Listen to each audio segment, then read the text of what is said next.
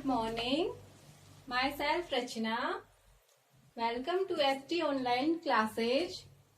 बेटा आज हम चैप्टर फर्स्ट इंटीजर्स की एक्सरसाइज फर्स्ट बी का 7th क्वेश्चन करेंगे. बेटा क्वेश्चन नंबर 3rd तक कर लिया था हमने. जो 4th क्वेश्चन है और 5th दोनों आपके एग्जाम्पल पे बेस्ड है. मैंने जो आपको एग्जाम्पल नंबर 5th करवाया था बिल्कुल एज इट इज है, आप लोग कर लेना. 6th क्वेश्चन है वो भी सिंप्लीफाई करना है. हम पीछे यूजिंग डिस्ट्रीब्यूटिव लॉ से कर चुके हैं, इसको भी आप लोग करेंगे खुद. अब करेंगे क्वेश्चन नंबर 7 के 3 पार्ट्स. पार्ट नंबर फर्स्ट, इसमें क्या करना है, मुझे यहाँ पे गिवन है -6 मल्टीप्लाई डैश इक्वल टू 6. हमें बताना है कि हम किस नंबर से -6 को मल्टीप्लाई करें कि हमें 6 मिले. तो बेटा ऐसा क्या नंबर है जिससे मल्टीप्लाई करने पे 6 मिलेगा? नेगेटिव इंटीजर से करूं या पॉजिटिव से? तो सबसे इम्पोर्टेंट क्या बात है यहाँ पे कि हम नेगेटिव इंटीजर से करेंगे, क्योंकि दोनों में नेगेटिव नेगेटिव होकर ही तो हमें पॉजिटिव वैल्यू मिलेगी ना. तो यहाँ पे क्या आएगा, -6 मल्टीप्लाई -1. इस नंबर को मैं -1 से मल्टीप्लाई करूं तभी तो मेरे पास 6 आएगा. हो गया ब्लैंक फिल. ओके. इसी तरह आप देखिए सेकंड पार्ट. सेकंड पार्ट पे क्या गिवन है, -18 को मल्टीप्लाई करना है किसी नंबर से और हमारे पास किसके इक्वल आना चाहिए, -18 के. तो बेटा मैं इसको 1 से मल्टीप्लाई कर दूं. मल्टीप्लीकेटिव आइडेंटिटी थी ना हमारे पास 1, अगर उससे मल्टीप्लाई करें तो ये नंबर एज इट इज आ जाएगा. -18 multiply 1 is equal to -18. Okay. अब देखिए इसी का पार्ट नंबर 5. इसमें क्या करना है, इसने दे रखा है -5 multiply 3 bracket close multiply -6 is equal to dash multiply 3 multiply -6. इसको करने के 2 तरीके हैं. एक तो हम यहाँ पे x मान के और फिर x की वैल्यू फाइंड करें सोल्व करके, तो भी कर सकते हैं. दूसरा है, देखिए -5 मल्टीप्लाई 3 कितना होता है, -5 मल्टीप्लाई 3 15 और यहाँ पे कितना है -6.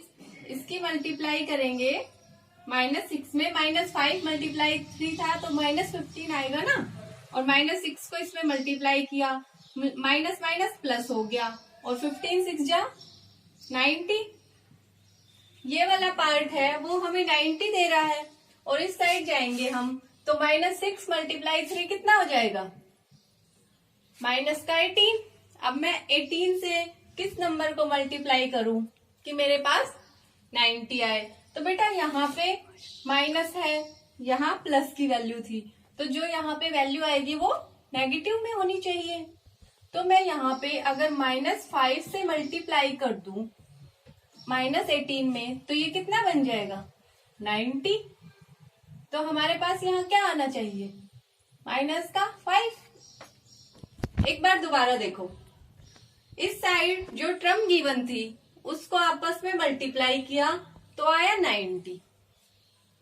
अब जो राइट हैंड साइड में टर्म्स थी उनको मल्टीप्लाई किया, आया -18. यहाँ पे हमें बताना है कि क्या आएगा. तो मैं -18 को किस से मल्टीप्लाई करूं कि इसके इक्वल हो जाए, तो -5 से करेंगे मल्टीप्लाई, 90 हो गया. इधर भी 90 था, दोनों इक्वल आ गए पार्ट. तो यहाँ क्या आएगा, -5. ये था पार्ट नंबर 5. बेटा हमने क्वेश्चन नंबर 7 के पार्ट्स कर लिए. उससे नेक्स्ट है हमारे पास क्वेश्चन नंबर 8.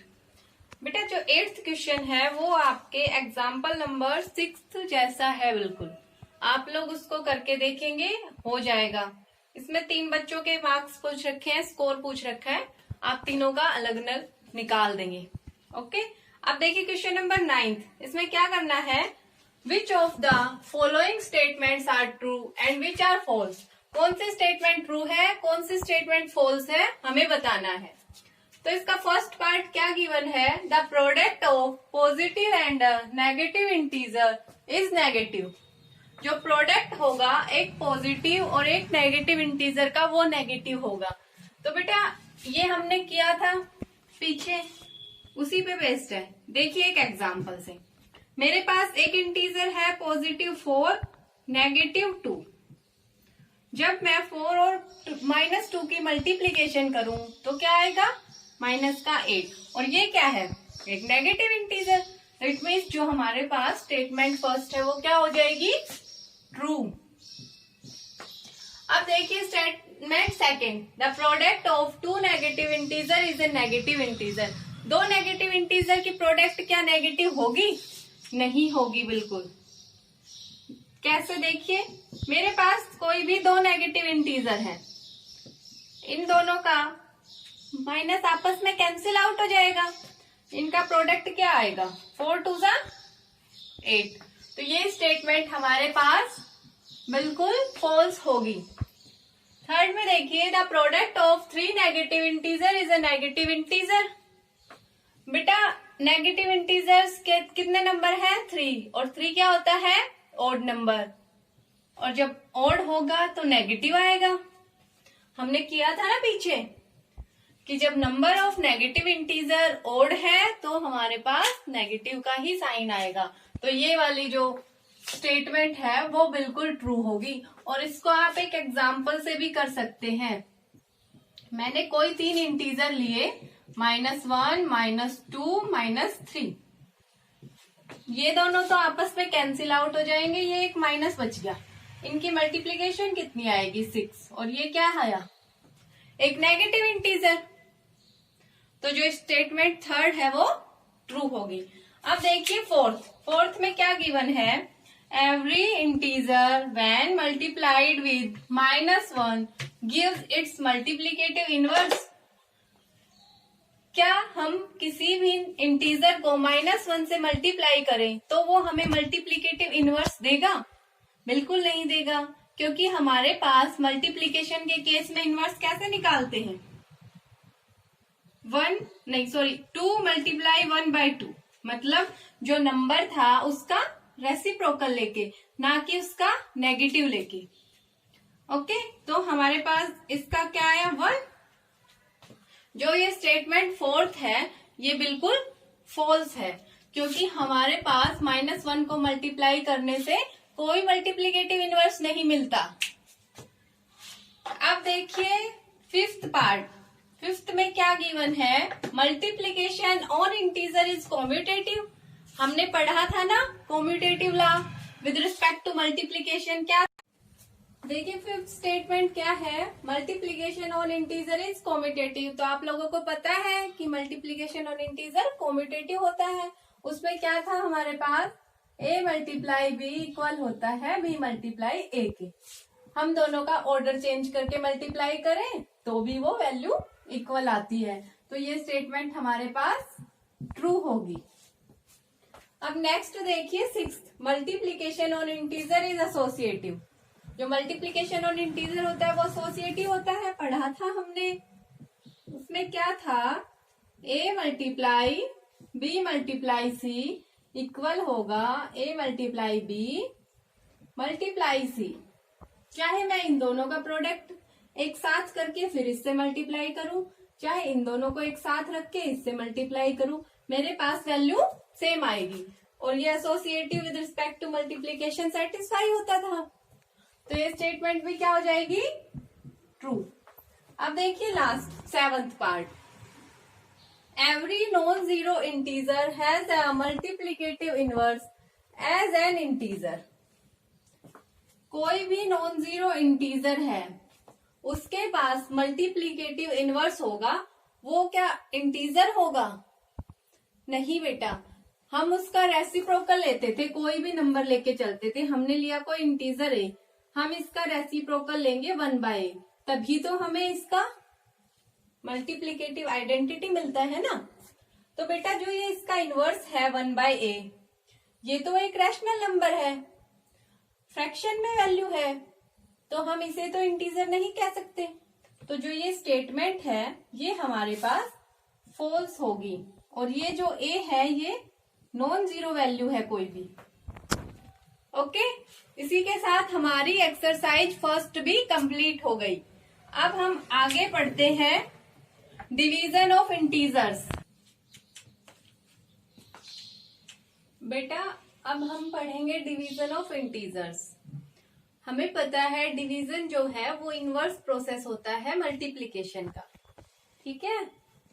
और डिवीजन में क्या होगा, हमारे पास अगर दोनों पॉजिटिव वैल्यूज हैं तो वो हमें डिवाइड करने पर पॉजिटिव ही देगा, और अगर दोनों नेगेटिव इंटीजर हैं तो वो हमें डिवाइड करने पर पॉजिटिव वैल्यू देगा, और अगर एक पॉजिटिव और एक नेगेटिव इंटीजर है तो वो हमें नेगेटिव वैल्यू देगा।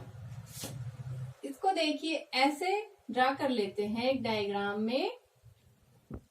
डिवीजन, दोनों पॉजिटिव देन पॉजिटिव, दोनों नेगेटिव देन पॉजिटिव, एक पॉजिटिव एक negative then negative.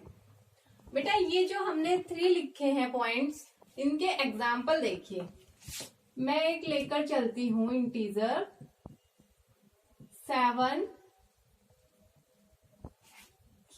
14 divide by 7। दोनों कैसे इंटीजर है, पॉजिटिव इंटीजर है। इनको डिवाइड करें 14 बाय 7, कितना आया 2, और ये 2 कैसा है पॉजिटिव, तो दोनों पॉजिटिव से पॉजिटिव रिजल्ट आया। अब सेकंड, मेरे पास दोनों ही नेगेटिव इंटीजर्स हैं, -14 और -7। जब मैं डिवाइड करूं -14 को -7 से तो क्या आएगा 2।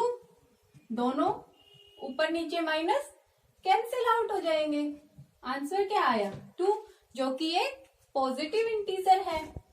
थर्ड देखिए 14 पॉजिटिव 7 नेगेटिव, एक पॉजिटिव इंटीजर है एक नेगेटिव इंटीजर है। अब जब 14 को -7 से डिवाइड करेंगे तो हमारे पास क्या आएगा -2। एक पॉजिटिव और एक नेगेटिव में हमें नेगेटिव इंटीजर मिलता है हमेशा। तो ये थे इन पे बेस्ड एग्जाम्पल। तो बेटा आपको डिवीजन ऑफ इंटीजर समझ आया होगा। अब हम इससे नेक्स्ट करेंगे properties of division of integers. बेटा हमारे पास properties of division of integer में 5 प्रॉपर्टी है। फर्स्ट है क्लोजर प्रॉपर्टी, जो अब तक हमने एडिशन, सब्ट्रैक्शन, मल्टीप्लिकेशन सभी में पढ़ी थी। अब ये है डिवीजन में। इसमें क्या होगा, मैं एक इंटीजर को दूसरे इंटीजर से डिवाइड करूं तो मुझे जरूरी नहीं है कि वो वैल्यू इंटीजर ही मिले।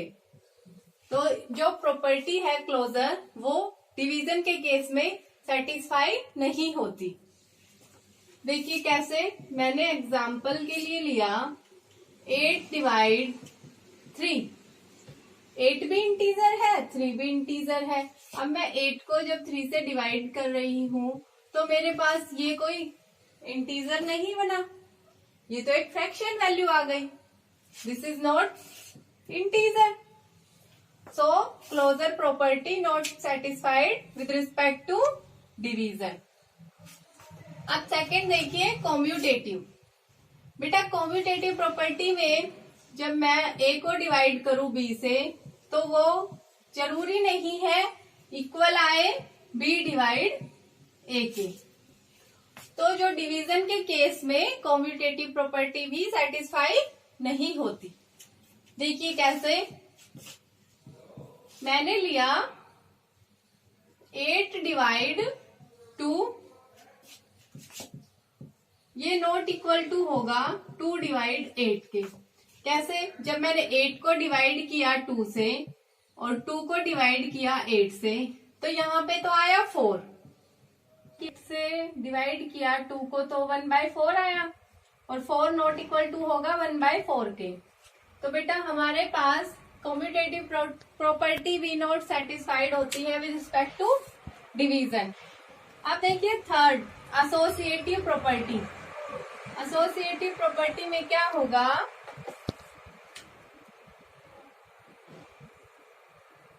ए divide B divide C not equal to होगा हमारे पास ए डिवाइड बी और डिवाइड सी।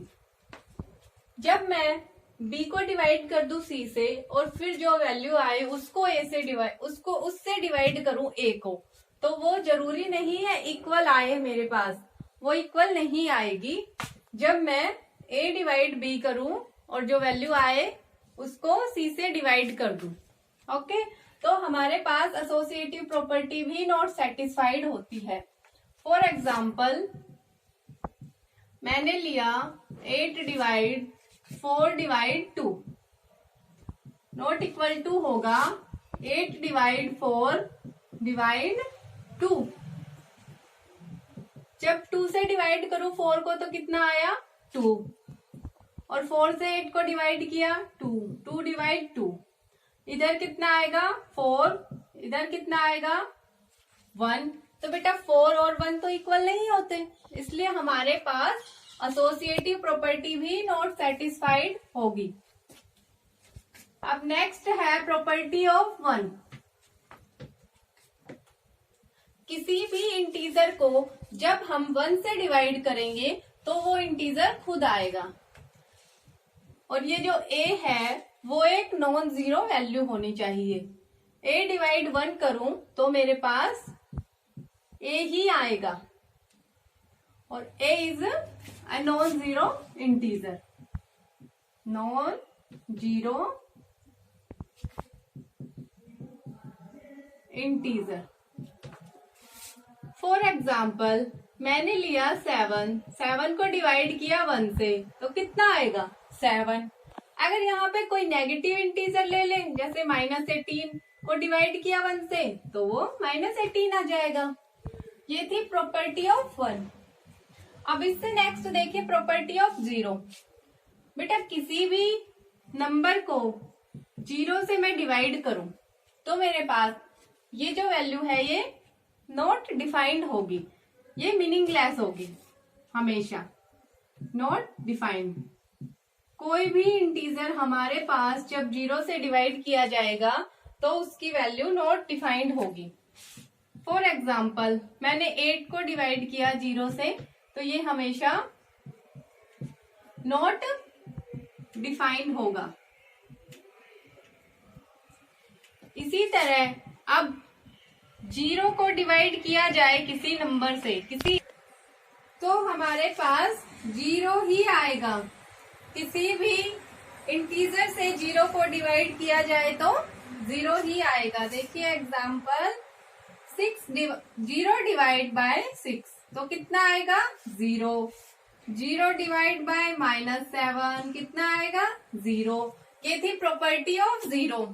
अब हम करेंगे एक्सरसाइज फर्स्ट सी।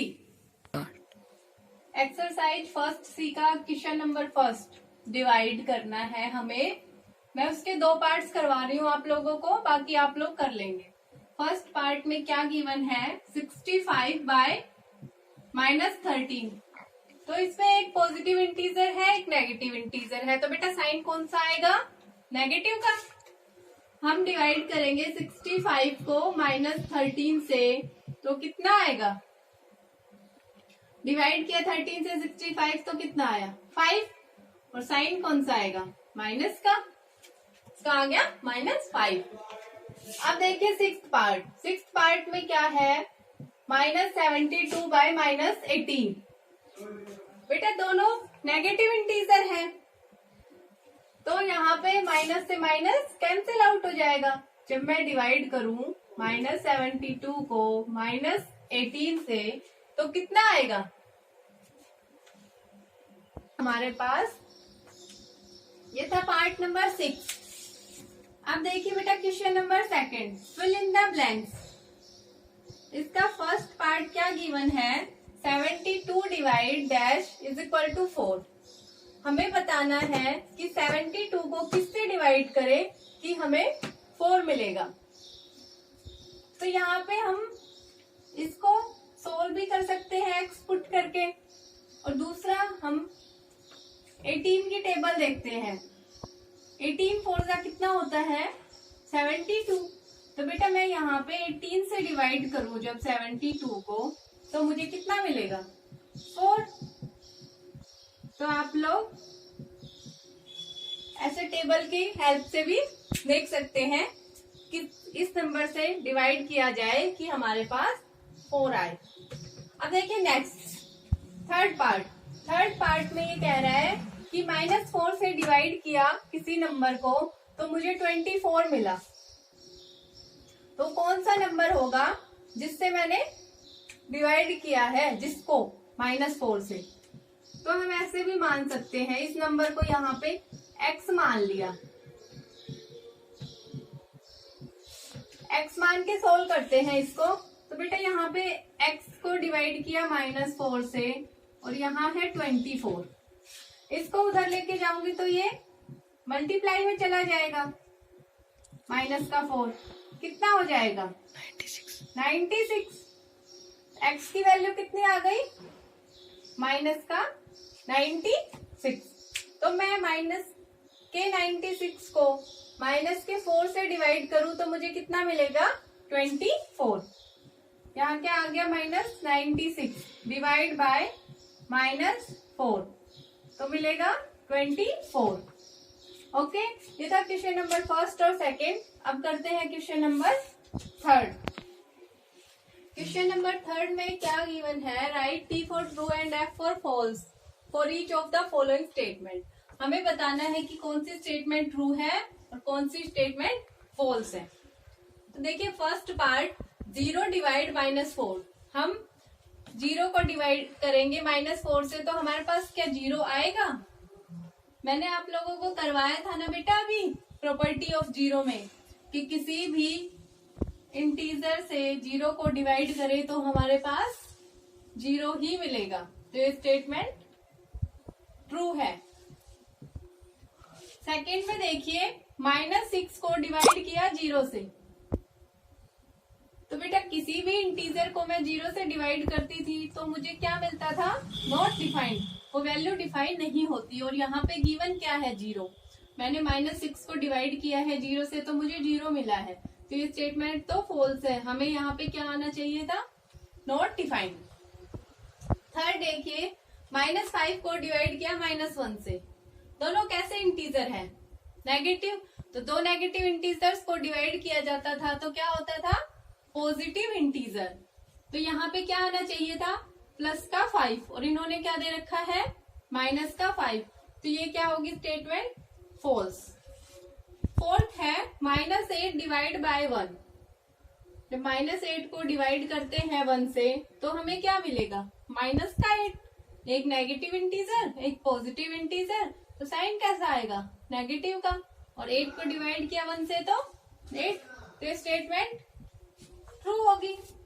अब देखिए फिफ्थ पार्ट में क्या है -1 divide by -1, both are negative integers, so we have result positive integer, minus minus cancel out, but here -1, this is false। यहाँ पे आंसर क्या आना चाहिए था बेटा 1, और दे रखा है -1, इसलिए स्टेटमेंट फॉल्स हो जाएगी।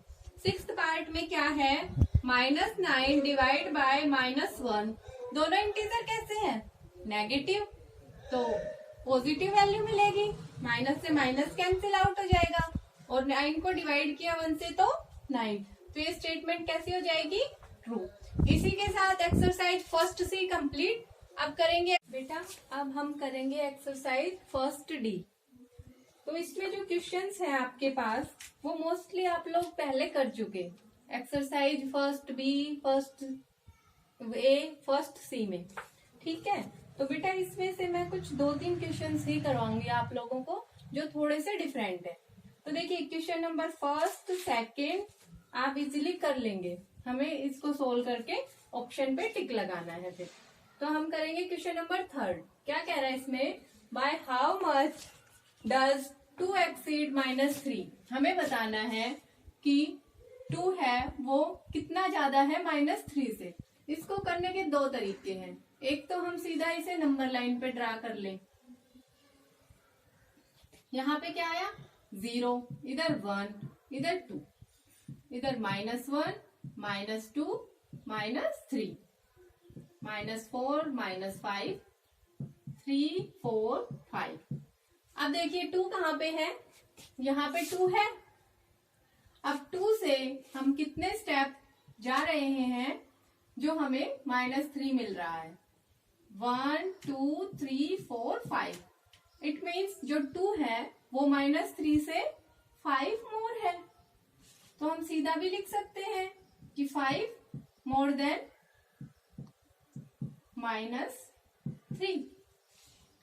2 इज, ऐसे पूरा लिख सकते हैं आप लोग, 2 इज 5 मोर देन -3 या 5 एक्सिड देन -3। और दूसरा तरीका है हम सिंपली इसको ऐसे लिखें 2 माइनस -3 इज इक्वल टू 2 + 3। 5 यहां से भी पता चल रहा है कि जो 2 है वो 5 एक्सीड है -3 से, और यहाँ से भी कि हम 5 स्टेप्स जाते हैं आगे जब हमें 2 मिलता है -3 से। ओके, ये था क्वेश्चन नंबर 3। अब देखिए क्वेश्चन नंबर 4। इसमें क्या करना है, what must be subtracted from -1 to get -6। मैं क्या सब्ट्रैक्ट करूं जो मुझे -1 में से जो मुझे -6 मिल जाए। तो बेटा जो हमें सब्ट्रैक्ट करना है हम उसे x मान लेते हैं। Let x be subtracted from -1 to get -6। मैंने उसको x मान लिया। x को सब्ट्रैक्ट किया जा रहा है -1 में से, तो हमें मिल रहा है -6। अब इसको उस साइड लेके जाऊं, सोल्व करूं। देखिए माइनस का x is equal to -6 + 1, -x is equal to -5, minus से minus cancel out, x is equal to 5। तो मैं क्या सब्ट्रैक्ट करूं -1 में से जो मुझे -6 मिले 5, -1 -5 कितना आया -6। ये हमने चेक किया कि हमारा आंसर सही है या नहीं। तो -1 में से 5 सब्ट्रैक्ट करने पे हमें -6 मिल जाता है। ओके, ये था क्वेश्चन नंबर 4। अब आगे देखिए क्वेश्चन नंबर 14। बाकी सारे एजिटीज हैं, आप लोग इजीली कर लेंगे, मैं करवा चुकी हूँ। क्वेश्चन नंबर 14 देखिए, विच of the following is a true statement. हमें बताना है कि इनमें से कौन सी स्टेटमेंट ट्रू होगी। तो बेटा सिंपल सी बात है, हम इनको नंबर लाइन पे ड्रा कर लेते हैं। इंटीजर्स को 0, -1, -2, -3, -4, -5, -6, -7, -8, -9, -10, -11 अप टू सो ऑन। इधर भी ड्रा करते हैं 1, 2, 3, 4, 5, 6, 7, 8 अप टू सो ऑन। हमें नेगेटिव इंटीजर्स देखने हैं, यहाँ पे गिवन है जो क्वेश्चन में। हमें चेक करना है कि क्या -11 ग्रेटर होता है -8 से। तो बेटा -8 कहाँ लाई करता है, ये रहा -8 और -11 यहाँ पे, तो ये -8 से पीछे है। इस तरफ हम नंबर लाइन में बढ़ते जाते हैं तो इंटीजर्स की वैल्यू भी बढ़ती जाती है। इट मीन्स हमारे पास जो -11 है वो -8 से ग्रेटर नहीं है। ये स्टेटमेंट तो गलत है। सेकंड है कि -11 लेस है -8 से। हाँ जी, क्लियरली दिख रहा है कि -11 -8 से लेस है, तो ये स्टेटमेंट हमारे पास करेक्ट हो जाएगी। इसका ऑप्शन नंबर बी करेक्ट होगा। इसी तरह आपको कोई और नंबर दे, कोई और इंटीजर दे चेक करने के लिए, तो आप नंबर लाइन पे ड्रा करके इजीली चेक कर सकते हैं। और बेटा जो नेगेटिव इंटीजर्स होते हैं ना, उसमें वैल्यू जितनी बड़ी होती है नेगेटिव के साथ, उतनी ही लेस हो जाती है। जैसे -1 बड़ा होता है -2 से, -2 बड़ा होता है -3 से, -3 -4 से, ऐसे ही चलता है सीक्वेंस से। ओके, इसी के साथ हमारा चैप्टर फर्स्ट इंटीजर्स कंप्लीट हो गया। अब हम नेक्स्ट चैप्टर फ्रैक्शंस करेंगे। Okay, thank you, have a nice day. आप लोग exercise first A, first B, first सी और फर्स्ट डी को पहले रफ नोटबुक में सोल्व करके देखेंगे अच्छे से, और फिर बिना करेक्शन किए अपनी फेयर नोटबुक में करेक्टली कर लेंगे। ओके।